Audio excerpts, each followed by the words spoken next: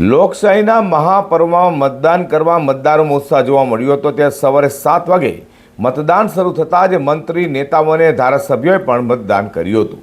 તો કેન્દ્રીય જળશક્તિ મંત્રી સી.આર. પાટીલે પણ પરિવાર સાથે મતદાન કર્યું છે। ગુજરાતભરમાં આજે 26મી એપ્રિલને રવિવારના રોજ લોકશાહીના મહાપર્વની ઉજવણી કરાઈ રહી છે। સવારે 7 વાગ્યાથી શરૂ થયેલા મતદાનમાં મતદારોને વધુમાં વધુ મતદાન કરવા અપીલ કરાઈ રહી છે। તે લોકશાહીના મહાપર્વમાં મતદાન કર્યા બાદ કેન્દ્રીય જળશક્તિ મંત્રી અને સુરત નવસારીના સાંસદ સી.આર. પાટીલે પણ પત્ની અને માતા સહિત પરિવાર સાથે મતદાન મથકે પહોંચી લોકશાહીના મહાપર્વમાં મતદાન કરી મતદારોને પણ વધુમાં વધુ મતદાન કરવાની સાથે વહેલી તકે મતદાન કરી લેવા અપીલ કરી હતી। તો સી.આર. પાટીલે જણાવ્યું હતું કે મતદાન કરવું એ દરેક નાગરિકની નૈતિક ફરજ છે અને કર્તવ્ય છે, જે આપણી લોકશાહીને વધુ મજબૂત બનાવે છે। તો પ્રથમ વખત મતદાન કરતા યુવા મતદારોને ખાસ અપીલ કરી હતી કે સ્વયં મતદાન કરે અને પરિવારના અન્ય સભ્યોને પણ પ્રોત્સાહિત કરે અને પહેલા મતદાન પછી ચા ખમણની મિજબાની માણવા લોકોને અનુરોધ કર્યો હતો। મતદાનના અધિકારનો ઉપયોગ કરવો એ બધાની ફરજ પણ છે।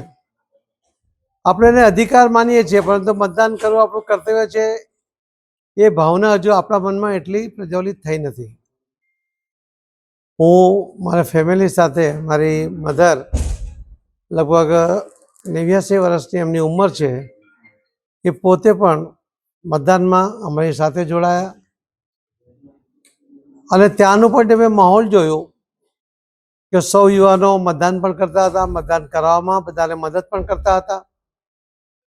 બહેનો પણ અને સિનિયર સિટીઝનો પણ લાઈનમાં ઊભા રહીને પણ મતદાન કરતા હતા। એ જ બતાવે છે કે આપણી લોકશાહી મજબૂત છે। આપણા દેશને, આપણા રાજ્યને, આપણા શહેરને મજબૂત કરવા માટે આપણા અધિકારનો ઉપયોગ કરીને અધિકાર પ્રાપ્ત કરવા માટે, કેમ કે આપણે મતદાનનો અધિકાર કરીશું તો જ આપણને બાકીના અધિકાર પ્રાપ્ત થાય છે।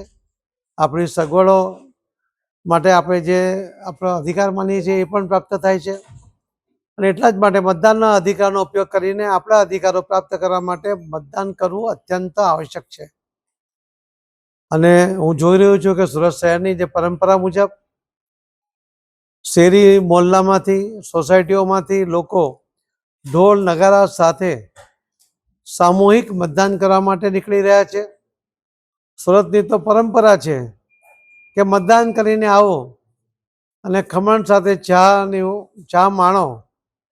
એ પ્રકારની જે પરંપરા રહી છે, એક ખૂબ સુદૃઢ, મજબૂત પરંપરા છે, જેના કારણે લોકોમાં એક સૂત્રતા પણ જળવાય છે, એક સંગઠન પણ એમાંથી જળવાતું હોય છે।